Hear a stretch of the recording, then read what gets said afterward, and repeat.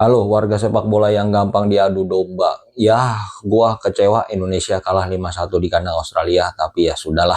Pertandingan sudah berjalan, hasil sudah ada dan tetap harus lanjut ke depan supaya Indonesia tetap ada asa di Piala Dunia 2026. Coach Justin nonton langsung ke sana dan sempat mendapatkan beberapa respon yang menurut dia mungkin kurang baik.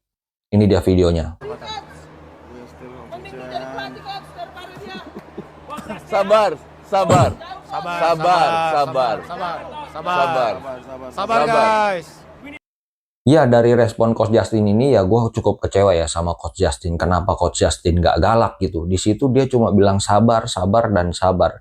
Harusnya sih ya gue berharapnya dia seperti di saat meladeni para supporter timnas yang dia anggap FOMO atau dianggap kardus itu, seperti waktu di media sosial lah. Dia kan galak tuh, dia kata-katain tuh. Tapi di situ ketika dia mendapatkan istilahnya bulian, tapi dia kayak nggak ngelawan. Gue kecewa sih. Sebagai orang yang mengidolakan kegalakan Coach Justin, gue kecewa. Kenapa Coach Justin nggak galak? Harusnya galak dong, katain dong. Katain kardus kek, katain apa kek. Yang penting ada perlawanan, jadi seru gitu. Dan Coach Justin juga dulu dia punya teori. Katanya pelatih itu nggak boleh nyalain pemain, tapi pada kenyataannya dia sendiri juga nyalain pemain. Nih lihat nih. Kelvin Verdong nggak ada naik-naiknya, nyaris nggak ada naik. Mungkin feeling gue 3-4 pemain nggak paham sistemnya Clifford. Dia bilang ya kecewa lah karena Verdong nggak ada naik-naiknya. Sekarang Verdong jadi center back, mau naik bagaimana?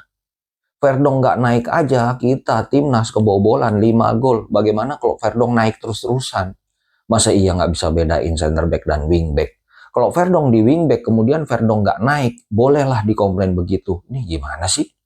Verdong jadi center back suruh naik. Kalaupun Verdong bisa naik, gue yakin Verdong nggak akan memilih naik ke pertahanan Australia. Dia lebih memilih naik ke tribun, kemudian di depan Coach Justin terus dia bilang, bacot. Dan Coach Justin di sini juga masih ngebelain Patrick Kluivert. Nggak tahu kenapa dia selalu begitu. Dia lagi-lagi seolah-olah menyalahkan pemain. Dia bilang pemain ini yang nggak paham sama maunya Patrick Kluivert. Ya apa salahnya sih? Ya udah besok kritik aja Patrick Kluivert. Sekarang mau nggak usah banyak ngomong dulu. Lu mau ngomong apa juga salah terus. Sekarang kenapa sih masyarakat bisa marah sama Coach Justin? Ya karena kumandang STY dipecat. Ya karena mulut dia juga. Walaupun dia tidak menggaungkan STY out. Tapi pendapat dia waktu itu didengarkan oleh sebagian masyarakat Indonesia. Dan terbawalah menyerukanlah STY out. Sekarang apa hasilnya? 5-1. Lu mau bilang apa?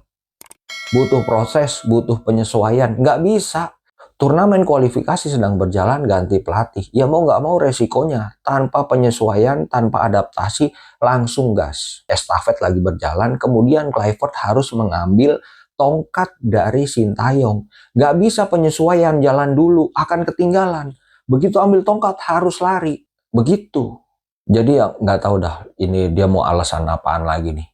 Lagian ngapain sih belain Patrick Kluivert mulu? Jadi ya sudah, semua adalah kesalahan pelatih, ya sikat aja pelatihnya. Dan ini ya, kalau misalnya di GBK, gue sih yakin paling nggak dia udah dilemparin itu. Karena itu di Australia, di sana tuh secara aturan mungkin lebih tegas, kepolisian dan lain-lain, hukumnya jelas. Jadi takutlah orang-orang Indonesia.